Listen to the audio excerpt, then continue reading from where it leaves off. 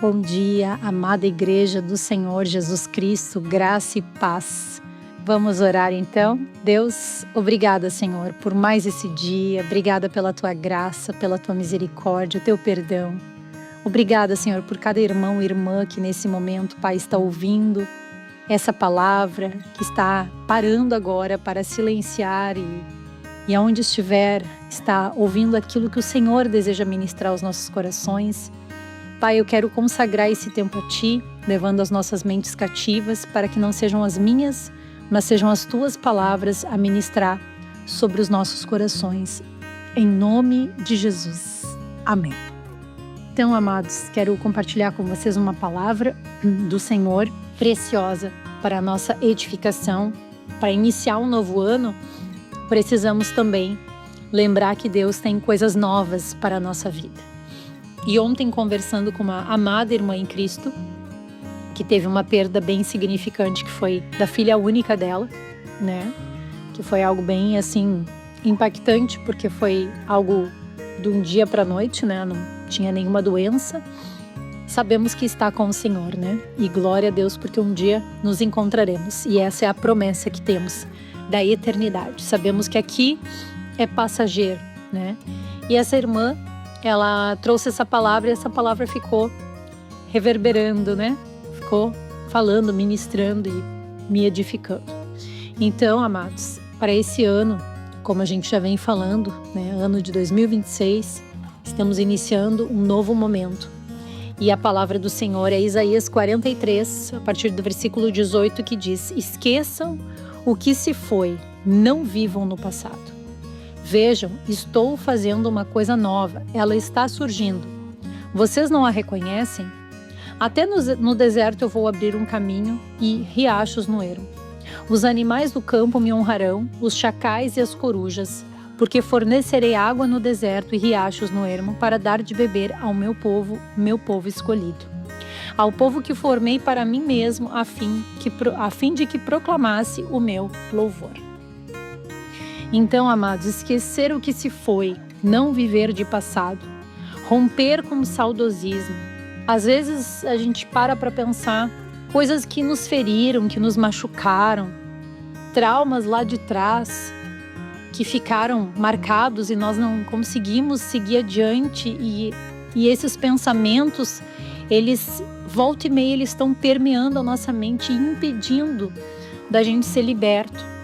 Coisas às vezes até boas que aconteceram lá atrás, momentos de profundidade na comunhão do Senhor, mas que logo depois nós entramos numa zona de conforto e paramos de buscar como antes, não orávamos mais como antes, não jejuávamos mais como antes e ficamos apegados a momentos e experiências lá do passado. Ou quando o Senhor ele te conduziu para um novo lugar, uma nova terra, uma nova cidade, um novo ambiente, um novo lar, e agora ele está te chamando para algo novo, mas tu está tão apegado àquilo lá de trás que tu não consegue agora te desprender disso, né? E como fazer isso, né? Como ser liberto, né? Desse saudosismo. Às vezes é por coisas boas, mas às vezes são coisas ruins, são perdas, pessoas, entes queridos, que a gente para pensar, né? Como é que eu vou fazer para esquecer, enfim. E foi tão impactante porque a pessoa que trouxe essa palavra, ela foi impactada. Eu disse, mas tu tá vivendo recém um momento novo do luto, né? Ela disse, não, mas Deus ministrou comigo. E eu sei que eu preciso viver o ID do Senhor. Viver os planos e as promessas que Ele tem ainda para minha vida, enquanto aqui eu estou, antes de eu estar lá na eternidade com Ele e me unir com a minha filha. Isso, amados, é maturidade espiritual. Então, o que o Senhor está dizendo? Eu estou fazendo coisa nova para a tua vida. Eu tenho um plano novo. Agora você precisa romper com as coisas passadas. E para isso nós precisamos orar. Orar, buscar comunhão, nos posicionarmos. E pedir mesmo para que o Senhor venha, quando vier o pensamento de saudosismo, orar e pedir, Senhor, eu repreendo esse pensamento que está tentando me abater, me desanimar, me paralisar com coisas passadas. porque eu sei que o Senhor vai fazer coisa nova ainda esse ano. E olha que lindo, amados, ele está dizendo, ela já está surgindo, vocês não a reconhecem? E aí o Senhor me lembrou nessa manhã de uma passagem que está lá no livro de Lucas, que é lá no caminho de Emaús, quando estavam ali aqueles dois amigos, Lucas 24, a partir do versículo 13, que diz que os amigos estavam tristes porque Jesus tinha morrido e eles criam que aquele ali era o Messias, mas agora morreu, e esqueceram da outra parte, que ele disse que ele ressuscitaria ao terceiro dia. E eles saíram dali e tomaram o caminho de Emaús. Mas não era o caminho que Deus tinha conduzido, mas eles estavam numa tristeza, num abatimento, num desânimo, que eles, vamos tomar esse caminho. Sem consultar a direção de Deus, sem perguntar, foram. E aí, o que acontece? Jesus aparece. E eles estão caminhando, queridos. E aí Jesus faz perguntas para eles e é tão incrível que diz que os olhos deles foram impedidos de reconhecer o Senhor. Porque eles estavam tão voltados para uma perda, para uma situação que impedia deles enxergar quem é que estava caminhando do lado deles. E aí Jesus pergunta sobre o que vocês estão discutindo enquanto caminham. E eles não param para olhar para Jesus, eles não param, eles continuam caminhando, com o rosto entristecido. E aí ele só responde, você é o único visitante aqui em Jerusalém que não sabe das coisas que aconteceram nesses dias? E Jesus incita e quase que diz, vocês podem parar de caminhar e olhar para mim? Ele quase que está fazendo isso. E aí Jesus pergunta, que coisas? E aí eles respondem, o que aconteceu com Jesus de Nazaré. Mas em nenhum momento eles param, queridos. É isso que é importante a gente, até que eles chegam no local onde eles iriam passar aquela noite, eles pedem para ele ficar com ele. Insistiram para ele ficar com ele. E quando Jesus senta com eles à mesa e ceia com eles, lugar de intimidade, os olhos deles são abertos. E algo que eles percebem, que enquanto Jesus falava com eles naquele caminho ali de Emaús, o coração deles queimava. As palavras que saíam de Jesus queimavam no coração deles. Mas nem isso fez com que eles parassem e voltassem os olhos para aquele que estava falando com eles. E muitas vezes, amados, nós estamos assim, caminhando e não paramos para ouvir a voz do Mestre. Às vezes nós estamos entrando numa linha tão robotizada, de se ajoelha, ora, fala, entrega, deu, acabou. Levanta, lê a palavra, é isso, bati meu cartão do dia. Não é isso. O Senhor, Ele quer entrega. Ele quer que os nossos olhos se voltem para Ele. A gente possa silenciar, a gente possa cear com Ele de verdade. Sentar nessa comunhão, nessa intimidade, falar sim, mas ouvir Ele. Perguntar o que Ele tem para falar conosco. Qual é a palavra que Ele quer ministrar no nosso coração. Não é só caminhar, fazer. Às vezes a religiosidade também é algo que está nos aprisionando. E precisamos da intimidade. O Senhor não quer religiosidade. Ele não quer um bate-cartão. Ele quer que os olhos se voltem para Ele.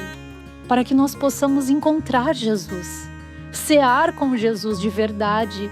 E termos intimidade com Ele.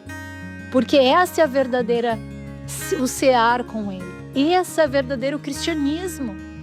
Comunhão, intimidade. E não uma questão de, vou lá, falo com Deus, leio a palavra. Vai lá, já fiz. Não é isso que o Senhor quer. Ele quer uma entrega total da nossa comunhão, do nosso coração a Cristo. Para que a gente possa viver pela fé. E o que Jesus fala para esses amigos? Voltem pelo caminho que vocês vieram.